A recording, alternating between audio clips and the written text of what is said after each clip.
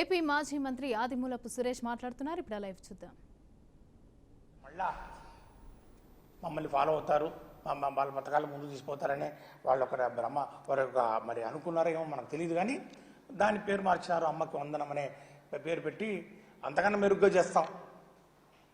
మేము తల్లులకు మరి పిల్లలను బడికి పంపిస్తే ప్రతి తల్లికి డబ్బులు ఇస్తామనే కార్యక్రమాన్ని వాళ్ళు మారుస్తూ అమ్మకు వందనం అని చెప్పి, అది ప్రతి పిల్లవాడి ఇంట్లో ఎంతమంది ఉంటే అంతమంది, ఇద్దరుంటే ముగ్గురుంటే ఎదుగు నీకు నీకు నీకు నీకు 60,000 కానివ్వండి, 75,000 కానివ్వండి, మరి 90,000 కానివ్వండి, ఎంతైనా కానీ అందరికీ మేము ఇస్తామని చెప్పినటువంటి కార్యక్రమం, ఆ యొక్క అమ్మఒడి కార్యక్రమాన్ని ఈరోజు పేరు మార్చి అమ్మకు వందనం అనే కార్యక్రమం వాళ్ళు పెట్టి అంతకన్నా మెరుగ్గా ఇస్తామని చెప్పి బళ్ళు తెలిసి 2 నెలలు అవుతా ఉంది. వాళ్ళు ప్రభుత్వం వచ్చి కూడా 50 రోజులు అవుతా ఉంది. ఇదిగో ఆ తల్లులందరూ కూడా ఎదురు చూస్తున్నటువంటి పరిస్థితులు, పిల్లలందరూ కూడా ఎదురు చూస్తున్నటువంటి పరిస్థితుల్లో దాన్ని సడి తప్పుడు లేదు, దాని యొక్క జాడ కనపట్లేదు. మరి చావు కబురు చల్లగా అన్నట్టు ఈరోజు దాన్ని మళ్ళా ఇది సంవత్సరం మేము ఇవ్వటం లేదు అని చెప్పి ఏదో ఒక సాకు మళ్ళా ప్రతి కార్యక్రమం వెనక ఈ టీడీపీ యొక్క ఆలోచన విధానం యొక్క భావజాలము సాకులు చెప్తారు. ఆ సాకులు చెప్పడానికి అనేకమైనటువంటి మార్గాలు ఎత్తుక్కుంటారు.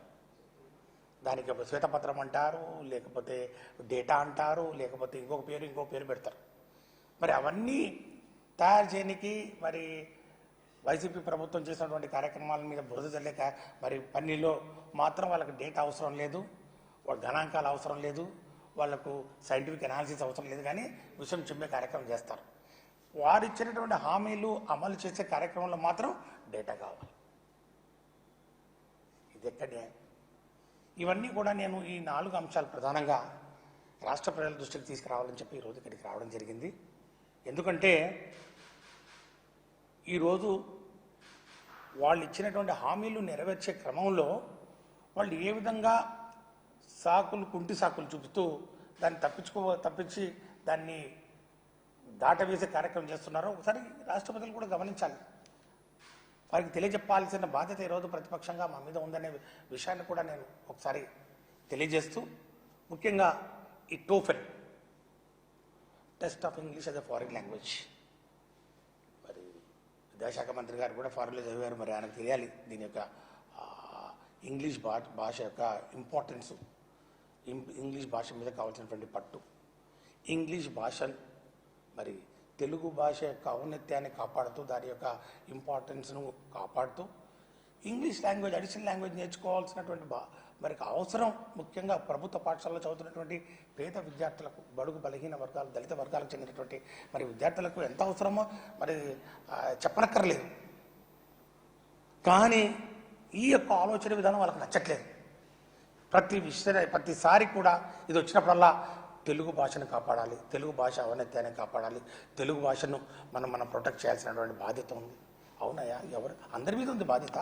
కార్పొరేట్ కాలేజీల్లో కానివ్వండి, మరి ఈ ఇంటర్నేషనల్ స్కూల్స్ కానివ్వండి, ప్రైవేట్ స్కూల్స్లో కానివ్వండి, అక్కడ ఇంగ్లీష్ మీడియం చదివితే అక్కడ ఇంగ్లీష్ మీడియం మరి చెప్తా ఉంటే డబ్బున్న వాళ్ళకి మాత్రమే అవి అందుబాటులో ఉంటే, పేద ప్రజలకు ప్రభుత్వ పాఠశాలలో ఇంగ్లీష్ మీడియం మరి మీద ఒక అవకాశం లేకుండా మరి ఇంగ్లీష్ భాషను నేర్చుకునే అవకాశం లేనప్పుడు మరి మార్గం ఏంటి?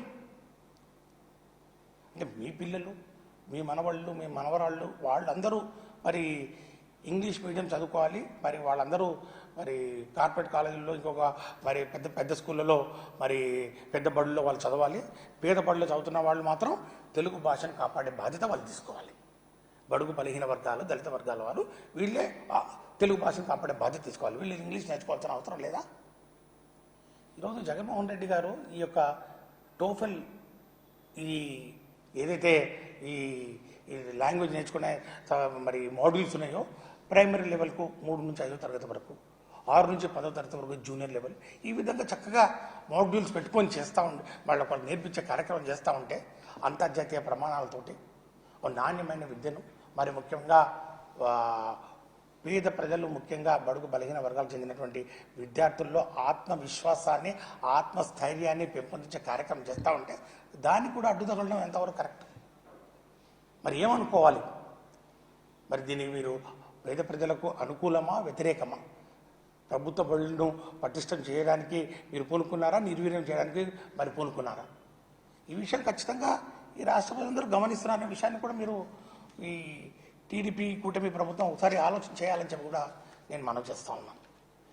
ఇంగ్లీష్ మీడియం రద్దు, ఇంకా ఇంగ్లీష్ మీడియం మరి గురించి ఈరోజు మరి అంత రాష్ట్ర ప్రజలందరూ కూడా ఏ విధంగా వైసీపీ ప్రభుత్వం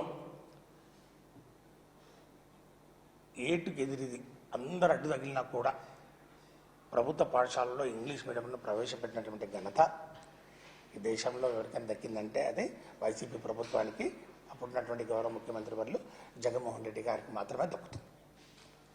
ఈ ఇంగ్లీష్ మీడియం వ్యతిరేకించిన పెద్దలంతా మళ్ళీ ఆ రోజు మరి ఏం చేయలేని పరిస్థితుల్లో మరి ఇప్పుడు మళ్ళీ వాళ్ళ అధికారంలోకి వచ్చిన తర్వాత దాన్ని మళ్ళీ అడ్డుకునే ప్రయత్నం చేస్తున్నటువంటి పరిస్థితి ఒకటి గమనిస్తూ ఉన్నాం. ఇది ఇంగ్లీష్ మీడియం గిన రద్దు చేసే మరి ఆలోచనలు వాళ్ళు చేస్తుంటే మాత్రం చాలా చాలా మరి దుర్మార్గం. దీన్ని ఖచ్చితంగా మేము ప్రతిఘటిస్తాం, దీనికి మరి వ్యతిరేకంగా మేము పోరాటం చేస్తాం. ఈ ప్రభుత్వ పాఠశాలలో ఖచ్చితంగా ఇంగ్లీష్ మీడియం ఉండాలి, తెలుగు భాష ఉన్నతాన్ని కూడా కాపాడే కార్యక్రమం కూడా చేద్దాం. ఈ రెండు కూడా సమానంగా పోతూ అందరికీ ఉపయోగపడే విధంగా, ముఖ్యంగా భవిష్యత్తులో ఈరోజు మరి ఇంటర్నేషనల్ లెవెల్లో పోటీ ప్రపంచంలో నిలదొక్కుకోవాలంటే ఈ విధంగా మరి ఒక plan of action, CBSE syllabus కానివ్వండి, ఐబీ సిలబస్ కానివ్వండి, ఐసిఎస్ఈ సిలబస్ కానివ్వండి, ఇవన్నీ కూడా ప్రభుత్వ పాఠశాలలో